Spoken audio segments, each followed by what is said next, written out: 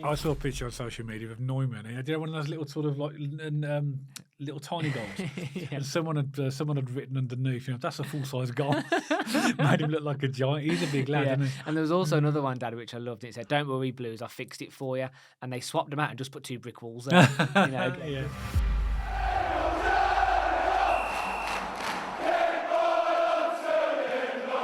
Welcome back to BCFC Royal Blue. Now, we've seen all the fantastic signings that are coming into Birmingham City, and we know they're going to be departures, but how do you pick a starting lineup from the players that we've got at the moment? And that's exactly what myself and Matt are going to discuss today. If there was to be our first fixture, say tomorrow, what would be our starting lineup? So we're going to go through each position, give our opinions on who we would like to see in that starting position, and as always, we'd love to know your thoughts as well. So as we go through the positions, add your comments as well. So Matt, let's start off with goalkeeper. Oh, no, and a few things. Look at the kit. Well, yes. You didn't mention the kit. Yeah. I thought I'd wear last season, you could wear this season, and you can kind of look on camera live the difference in the two. I think that looks fantastic. Yeah, well, it's just because I'm wearing it. But I must admit, when I saw it online, it looked great. But when you actually get it, it's good quality again. It looks really nice. And actually, it's a really nice tone of gold as well. So it just goes really, really well, doesn't it? It does.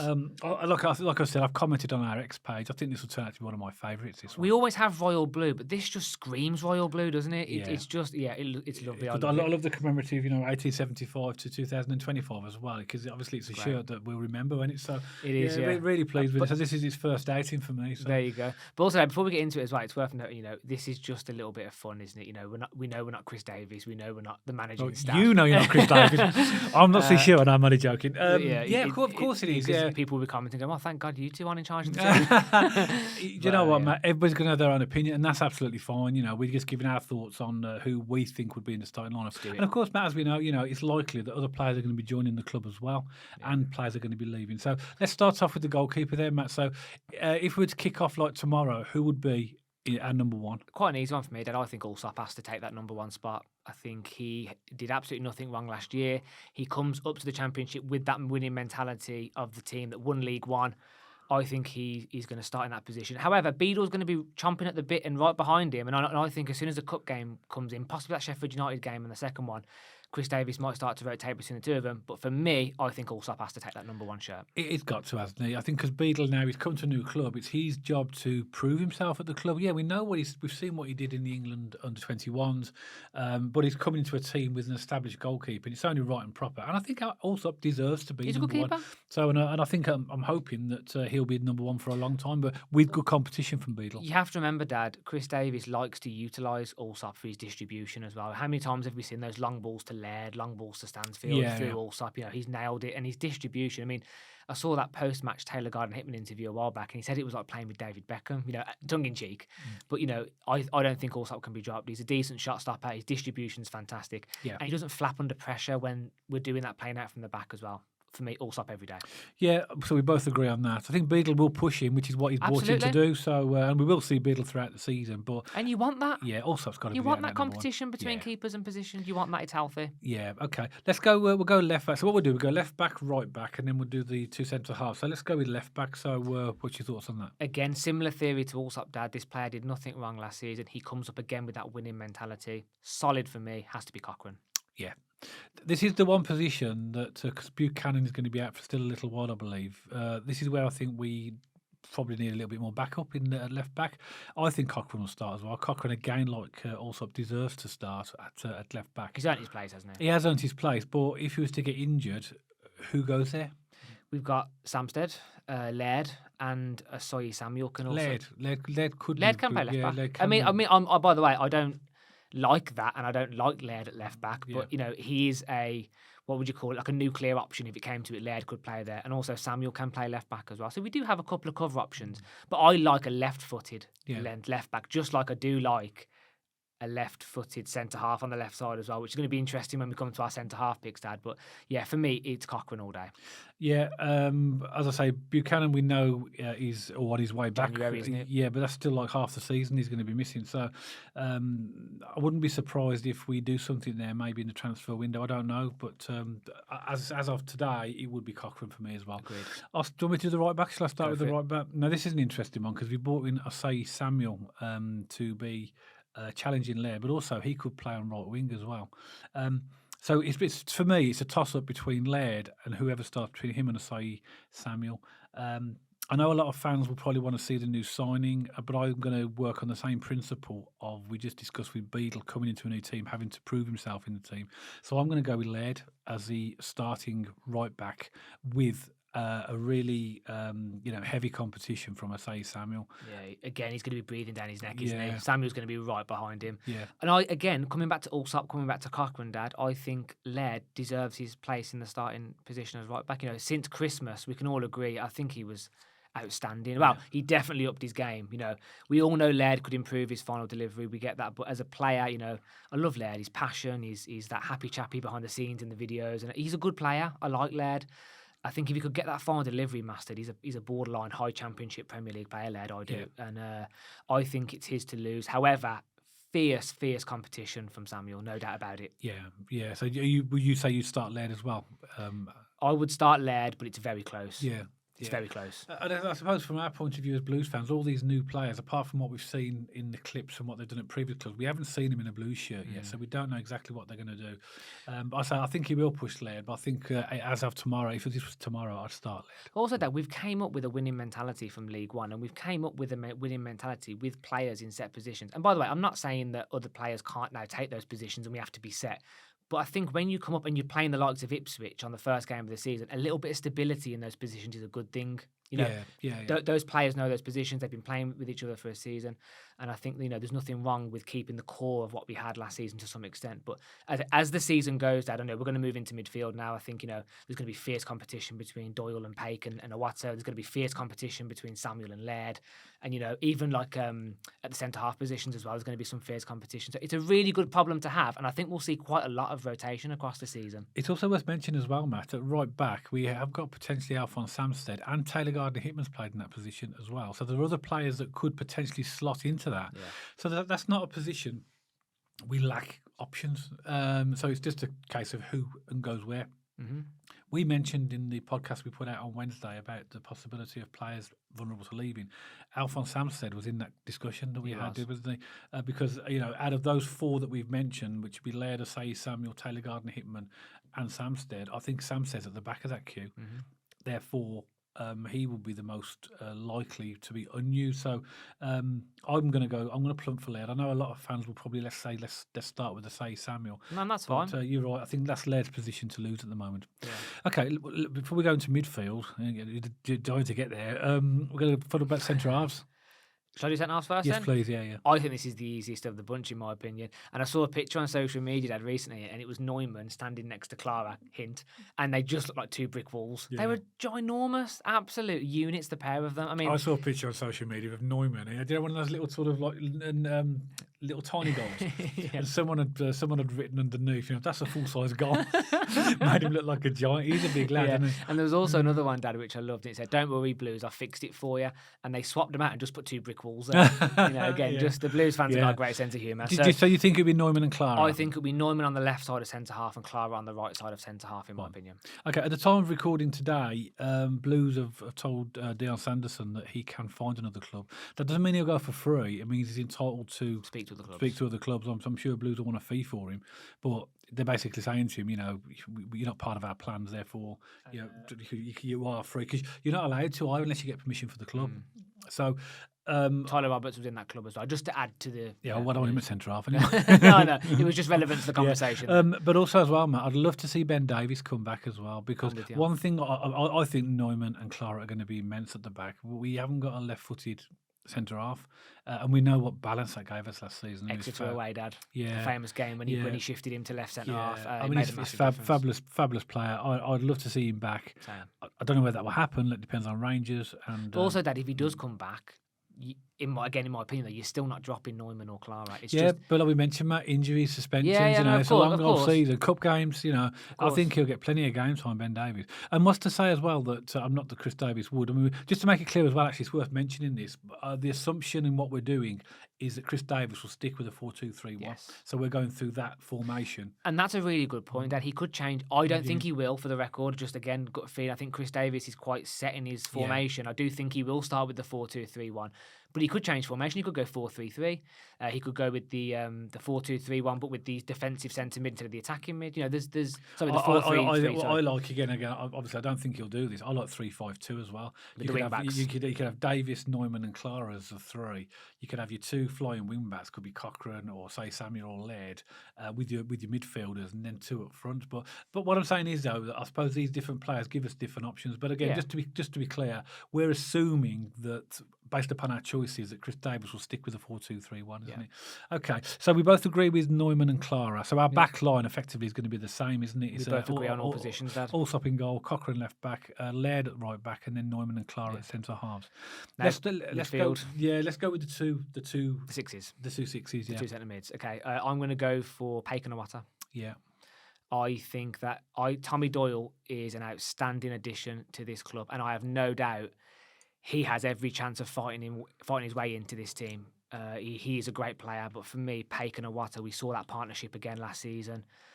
Really, really strong combo. And again, coming back to the Asoy Samuel and some other players, they have to earn it, don't they? They have to earn those stripes. And Tommy Doyle, for me, is one of those that has to fight and get into that position. So for me, keep it short and simple. I think Paik and Iwata should start in those two sixes. Yeah, I think that the addition of Doyle has really give good competition for Paik. I mean, we have Mark Leonard as well. Let's not forget him.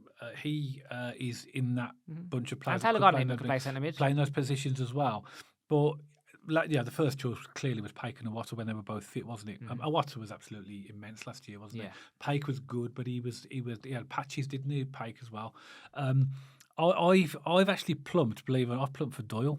I've gone for Iwata and Doyle. Not that I don't think that there's anything wrong with Paik, but from what I've seen, and again, I'm sort of contradicting myself a little bit, saying that players need to prove themselves in a blue shirt. I've just said that for other positions. But the creativity and the energy of what I've seen of Tommy Doyle and the feedback you've got from other fans tells me he would be a perfect complement to Iwata. But he's going to be a battle between the two, I think. Tommy Doyle is an outstanding talent, and I think over the course of the season, he will earn his place and make his way into the team. Yeah. But I think against Ipswich, first game of the season, again, just adding that little bit of stability in the middle of the park. And Paik's an outstanding footballer in his own right. Paik's a great player. I love the guy. And I love his little touches, his link-up play, and I think Paik is a truly outstanding footballer. So is Tommy Doyle, and I have no doubt that this could split the fan base down the middle. This one, Doyle possibly starting Doyle or Paik. Or people might plump for Mark Leonard or Taylor Gardner-Hitman. Who knows where people's heads are at? Yeah. But I think Tommy Doyle will break into the first team at some point. Absolutely no doubt about it. But for me, coming back to that a little bit of a settled team, a little bit of a settled centre midfield for the first game, I'd like to see Paik and Iwata. And I suppose a lot of fans will have the view, Matt, well, how can you possibly drop Paik, from what he did last season, because he was so outstanding. But I think what Blues have done with these additions, and I'm sure the additions that we will get from now until the end of the transfer window, they've raised the bar, So the quality and standard now of our players is very, very high. So even though Paik is an outstanding player, he's in competition with players of equal 100% calibre now. So it's not. But I think Paik, Daddy, is that high Championship, low Premier League quality Paik, and Tommy Doyle's in that category. It's so close between them, in my opinion. We're splitting hairs. They are such two phenomenal centre midfielders, and then again, we're going to see a lot of rotation between them as the season goes on. I have no doubt. But interesting point. And I wouldn't be upset if I went to the first game of the season and Tommy Doyle was alongside Iwata, and that's the beauty of it, isn't it? If Samuel was right back instead of Laird, I wouldn't be upset about it. No. If Tommy Doyle centre mid over Paik, I wouldn't be upset about it. But in my opinion, I think I'm coming from the camp of winning mentality, a little bit of settle there in the centre mid. For me, Paik and Iwata take that just to bring that consistency forward. Yeah, I think the advantage this year as well, Matt, is we've got 9 substitutes. Yes, that is a big point as well, Dad. So we can have these players on the bench anyway. We never understood, did we, last season, why it was only 7 substitutes in League One. Not that we ever want to dwell back on that again, but them extra 2 positions make it massively different in terms of, okay, you might not be in the starting lineup, but if you're on the bench, you've got a chance of coming on. Yeah. So I've gone for Iwata and Doyle to start. You've gone for Iwata and Paik. Awake. I've just morphed them together. Yeah. Okay, let's start off an easy one, I think. On the left mid. On the left, yeah. Okay, so I think Damari Gray takes this one, doesn't he, Yeah. Dad? I think he's going to be outstanding this season. Has that Premier League experience, won the Premier League with Leicester, a good experience with Everton as well. I know he comes back from the Saudi League. I think I kind of see his stint in the Saudi League as kind of setting his retirement up. Kind of got his money in. and now he's come back to his boyhood club, and I think he's going to set the Championship on fire.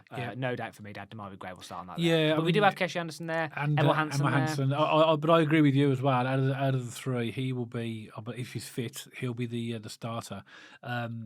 Then possibly be Keshi, I think, behind him, and then Emil Hansen. I agree. If you haven't watched our podcast on Wednesday, we had a bit of discussion on players that we think might be vulnerable to leaving in this transfer window based upon the amount of players we're signing and the quality. Emil Hansen was in that discussion, wasn't he, because of the lack of goal contributions, and we took into account his injuries and all that sort of thing. Yeah. And we both agree he's a good player. He just didn't set the world alight, did he? You know, if you look at Awata, the impact he had over the course of last season. And again, granted that Emil Hansen was injured quite a lot, so it's maybe not a fair comparison. But, you know, certain players really stepped up, didn't they, last season? Yeah. And I don't quite think he did to that level. Not that he did anything massively wrong either. Injuries would have disrupted him. But for me, I think we both agree that it'll be Gray. Yeah. So let's move on to the one that's keeping me up at night.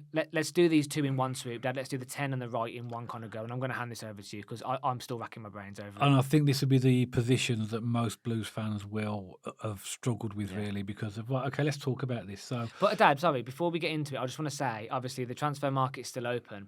We've got all these great signings. I still think our marquee signing of the summer is going to be the right wing. I think we're going to get someone in. I'm not saying this name's going to come in, but to the standard of Tom Fellows, I think we're going to get someone in on that right wing who's going to set the world alight.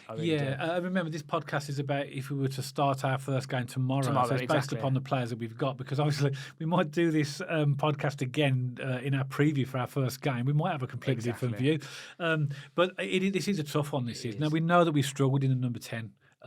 We've had Willem Williamson played there, Alfie May's played there, Stano's played there. Yeah. Who else has played? There's a couple of other players that played in the number 10 as well last season. Sorry, who did you say? So we've got Alfie May, Willem Williamson, Stano, Alfie May, Dykes played in the 10. Played there as well. So it's a bit, but it might, and we've discussed this as well, haven't we, Matt? You know, that is such a key position in the team. We need somebody with pace, with vision, and stuff like that.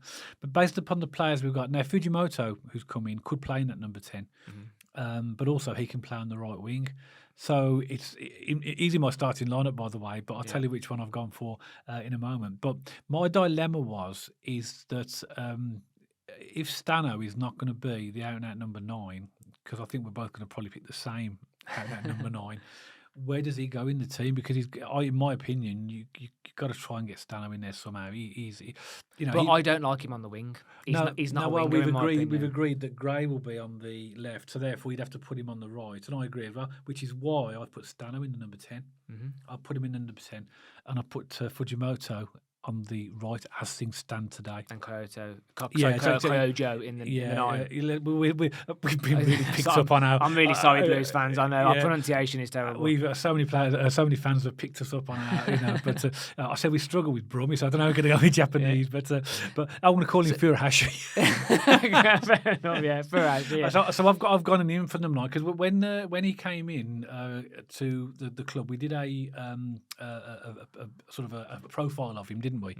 And I had the conversation with you about whether or not Furuhashi could be a number 10, because I looked at his the goals he scored, and he looked like he had the vision, the pass, the style. But a lot of, particularly Celtic fans, have really come back and said, nah, he's an out-and-out number 9. They said they've tried him in the number 10 before. It just hasn't worked. So that's where I've now plumped for him as the out-and-out number 9. But we had this dilemma last year, didn't we, Blues, with Alfie May and Stano? Yeah. They're both clearly number 9s, both of them. But Stano is more comfortable sitting a little bit further back. Which is why I put him at number 10. Alfie May was causing more problems than he was benefits, because he was like a busy bee that was lost on the pitch.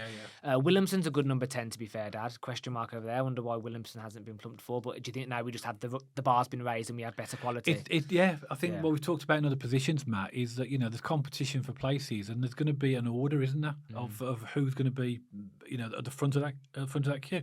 Yeah. I made this comment as well, Matt. I did say that I felt that Williamson was potentially vulnerable to a loan or leaving, but I didn't say I wanted him to leave, and a lot of fans have picked up on that, and they said, well, he had a brilliant first half of the season, which he did, and if we can get that Willem Williamson back, then he would be my first choice number 10.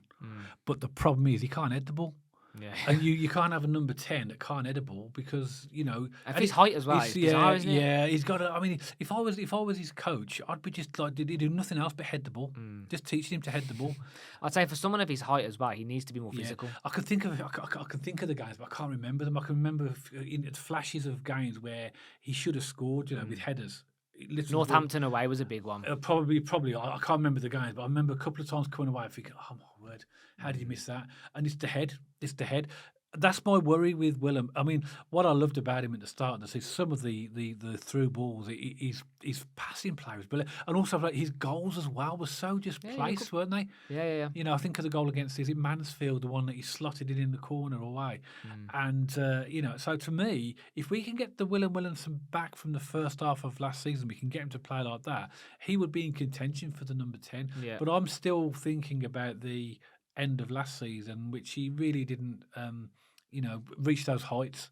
Yeah. So therefore, this is my. I might as well just discuss my front. Yeah, go for it. Yeah, so I've got Gray on the left. I've got Fujimoto on the right. Stano in the number 10. And I know that's controversial. I'm sure we'll get picked up on that, or people will comment on that. Yeah. And I've got Furuhashi as the number 9. Yeah, there's been a couple of Blues fans, Dad, saying that Stano has always been an investment for the future, and you know, instead of sticking round pegs in square holes, maybe he has to sit on the bench and wait for his opportunity again. Again, maybe a controversial opinion. It's not necessarily mine. I'm just saying that you know. The one thing I don't want to do this season, Dad, is that round peg square holes for horseshoe. And I think Stano in the 10 is a lot more of a natural fit than left or right. And it just didn't work, did it? Really? I mean, he does. He can have impact, in my opinion, from the left from time to time. But for me, Stano's a goal scorer. He's a number 9, or arguably a number 10. And I tell you who didn't come into the conversation as well as Keshi Anderson. Yeah, well, while you were talking, I was just thinking that because you mentioned about Stano, right? And I feel that he has to be in the team. But let's say he's on the bench, I would put Fujimoto in the number 10 and Anderson on the right, so you can move them around. Yeah. And I think that Chris Davis's dilemma is, you know, he's got to pick the best team that he thinks for the opposition, whatever that is, and whatever the formation is. Yeah. And if he feels that, you know, that it's not Stano, then he has to put him on the bench. But it's the issue he's going to have is giving, like he did last season, you give this squad mentality rather than just a starting 11. So everybody feels that they're part of it. And even if they're on the bench, they're still part of the team. They're just waiting to get on. But you know what players are like? They like to... They like to be in the starting line. Of course they do, yeah. But that could work. Matt Anderson could easily start. He could start on the left all right, to be honest. Yeah, he could do. But you're not, in my opinion, you're not going to swap out Damari Gray. No. So you know, in my opinion, that's his position. Not at all. It's competition for places. So what have you gone for then? So just to confirm yours. So Damari Gray on the left. Yeah. I've gone for Stansfield in the 10. Kanya on the right and feeding into Furuhashi up front. You're the same. Comes with the same. Honestly, I promise you, we don't discuss this before the podcast, and Matt's gone for exactly the same, which I'm really surprised about. No, and again, I know. Absolutely, I can hear the comments going off hypocrite about square pegs, round holes. But I do think Stano can be an effective number 10. It just didn't work with Alfie May necessarily. Yeah. And then, you can't take Furuhashi out of the 9. He's just some of the goals he scores, and and he's just a born goal scorer. But I think we'll see slight rotations in these positions as we move forward as well. I wouldn't be surprised to see maybe Kanya in the 10. Keshi Anderson outright feeding into Furuhashi and Stansford on the bench, and I wouldn't be surprised to see Williamson in the 10 as well. Like, there's so many unknowns at the moment, and the transfer market's not closed. I think we will buy some players, but this is a video that we're putting out before the season starts. Damari Gray, Stansfield, Kanya to Furuhashi. Yeah, and we've also got the likes of players we haven't even mentioned. Well, I say Samuel could play on that right, but I think he's been brought in as I think Laird and Samuel are both battling for the right back. Yeah, flying wing back. Wing back, but basically right forward, isn't it, at some points? Yeah. It's effectively right winger. Yeah, it is, yeah, exactly. Yeah. But then also we got the likes of Lyndon Dykes, and we got Alfie May, who we know can... in the right sort of formation in games, can make a massive contribution, can't we? Yep, exactly that. So it's interesting. We basically picked the same team apart from. I've gone for Tommy Doyle and you've gone for Paik. Yeah, exactly. Interesting. But again, I'm that little triangle between centre forward, number 10, and right. Again, even though I've picked the players and we're talking it through, I'm still. when you sent this video through to me, Dad, saying, "Oh, should we talk about this next week or in a couple of days?" I've literally just been every couple of minutes going, "Who can play on that right? Who can play on that 10?" It's a difficult one at the moment, but I still stand by that we'll get another marquee signing, and in my opinion, it will be the right wing. Just in my opinion. Yeah, I think you're right. But love to know your opinion, Blues fans, of what you think. It is tough, isn't it? But it's a nice tough, isn't it? It's nice to have the dilemma of having so many good quality players that we don't know which one to pick in each position. Rather than the other alternative is, well, who can play in that position, which is what it's been pretty much for quite a number of years. But love to have your opinions about what you think the starting 11 would be as of today. We know that this will change because we're more than likely going to see further new additions come in, and we might lose one or two players as well. So add your comments below. Let us know what you think. If you did like this podcast, as always, we love it if you give us a thumbs up. And if you haven't checked us out on our social media channels already, then pop along to our X page and our Instagram page. And if you like to watch or listen to your podcast on Spotify, you'll find us on there as well now. And you'll see the handles appearing on the screen for all of these channels right now. If you haven't subscribed to the channel you'd like to, and there's absolutely no obligation to subscribe at all, but if you would like to, then press that big red subscribe button. And if you like notifications, every time we put a new podcast out, there's a little bell icon next to the subscribe button. If you push that, then you'll get your notifications. So that's it for this podcast. Hope you've enjoyed it. And as always, myself and Matt will see you on the next one, all about Birmingham City.